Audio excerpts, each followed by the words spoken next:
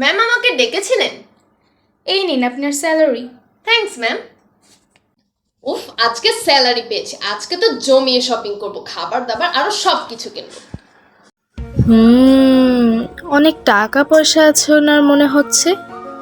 হাতে দামি ঘড়ি, ফোন এসবও আছে। একেই আজকে টার্গেট বানাতে হবে। Ma'am, yes. অ্যাকচুয়ালি আমরা একটা সোশ্যাল ওয়ার্ক করছি, আচ্ছা, তো সেখানে আমাদের কিছু ফান্ডের দরকার ছিল। ওকে। আপনি যদি হেল্প করতেন তাহলে ভালো হতো। এই পেপারটাতে কিছু ডিটেলস লেখা আছে, সেখান থেকে আপনি এই সম্পর্কে জানতে পারবেন আর পরেও পে করতে পারবেন।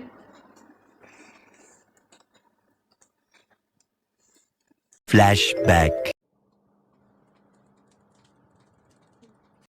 এবার হবে আসল মজা। আমার কথায় উঠবে, আমার কথায় বসবে। মাথাটা তো ঘুরাচ্ছে কেন? A few moments later. Ma'am, আপনার ব্যাগটা খুলুন তো।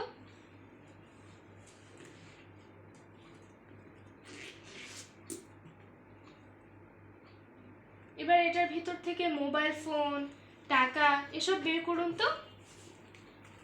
আমাকে দিন।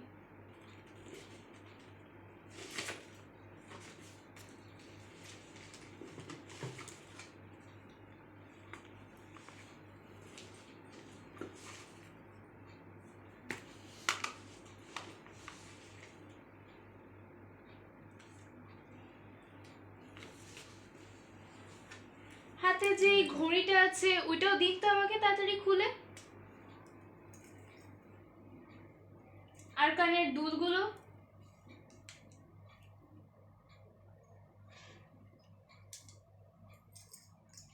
এবার এখানে দাঁড়িয়ে থাকুন।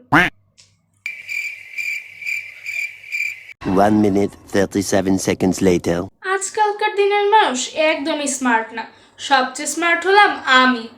ভালোই হয়েছে, দামি ফোন, টাকা পয়সা, ঘড়ি এসবের সাথে সাথে এই সুন্দর আয়নাটাও পেয়ে গিয়েছি।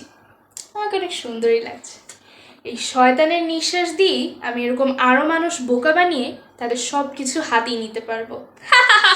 A few moments later.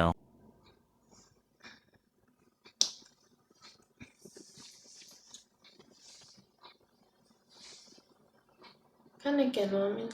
আমার ব্যাগ,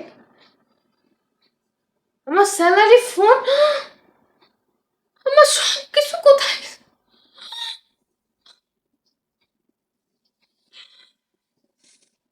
হায় হায়, আমি নিজের হাতে সব দিয়ে। কি হয়েছে? আপনি কান্না করছেন কেন?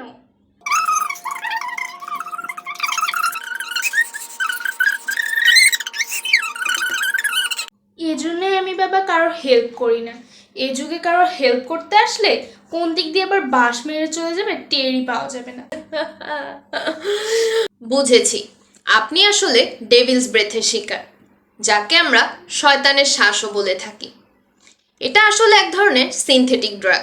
ও আচ্ছা, তাই নাকি? বাংলাদেশে ধুত্রা ফুলের মতো এক ধরনের উদ্ভিদ থেকে এটা পাওয়া যায়।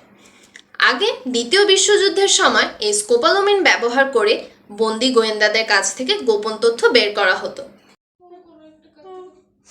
বর্তমানে এই স্কোপালোমিনের ব্যবহার বাংলাদেশেও সর্বত্র ছড়িয়ে গিয়েছে।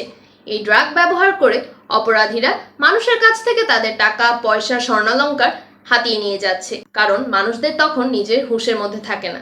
হ্যাঁ হ্যাঁ, এই কারণে মনে হয় আমি কোনো কিছু টের পাইনি।